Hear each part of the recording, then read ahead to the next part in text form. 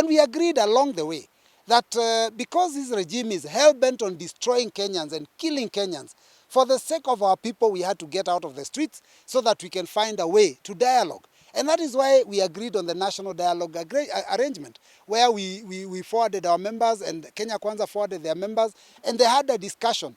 There were points that we took as Azimio, and there are those issues that they raised as Kenya Kwanza. And all these things were canvassed and discussed. At the end of the day, we agreed that we will agree on some. We may also agree to disagree on others. And the bone of contention is the issue of cost of living.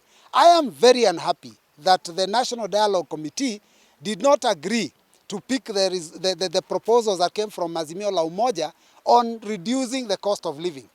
I am very disappointed. My party leader was a co-chair. He also is very disappointed. But you cannot throw the baby with the bathwater. We agreed that there are certain things that we have achieved. There are certain things we have won. There are certain things which are good for the country that have come out of this dialogue. Let us accept what we have got. A bird in the hand is worth two in the bush. We take the bird in the hand, which is the things they've agreed to with us, so that we can progress. Then we can still go back and ask about the cost of living. And let me say that the regime, Kenya Kwanza regime, said the issue of cost of living is an issue that is really squarely in the hands of the national government through the leadership of Kenya Kwanza. I agree with them fully.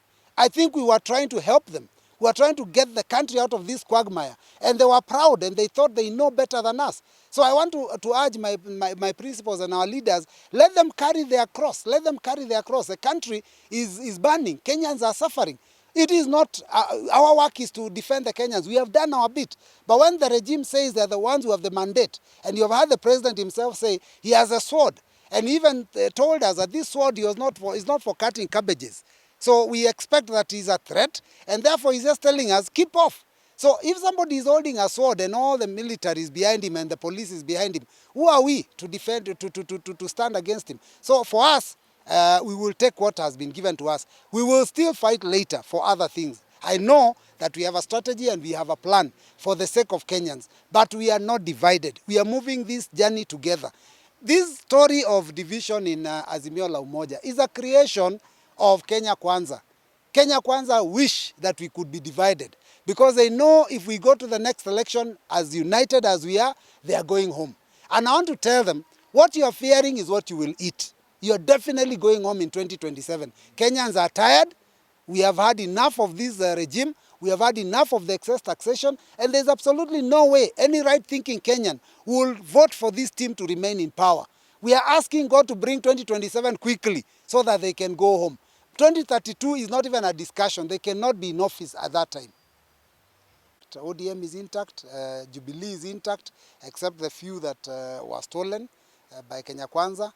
DAPK is intact, and I think basically those are the main parties within the Azimio coalition, and they are all intact. So I don't know when people talk about some kind of split in the coalition.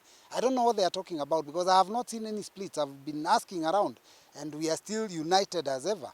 So I personally think that we are still united. The only issue that I could say that might be exaggerated is a matter of disagreement. And you know what? We are a democratic society. We are a democratic, coalition. And we allow differences of opinion. Wiper could have an opinion that slightly differs from ODM or differs from DAPK, but that doesn't mean that there is that's a cause for division. It just means that we have a difference of opinion. So I think, in my opinion, we are still united. We are still working together. We still subscribe to the ideals of Azimio, which is to save this country in 2027. And so we remain as united as ever. Now, yes, it is true sometimes some of our principles do not appear in some of the functions that we have. And so there is that, there is always speculation. When you don't see Kalonzo in a function, you start imagining that Kalonzo is no longer working with the team, or you don't see one of the other principles. The fact is that these principles have each got a region to deal with. And each of them has got to build the coalition. For your information, a strong Wiper is as strong as Azimio. A strong ODM is as strong as Azimio. A strong DAPK is as strong as Azimio. So the leaders don't have to always follow each other in every function.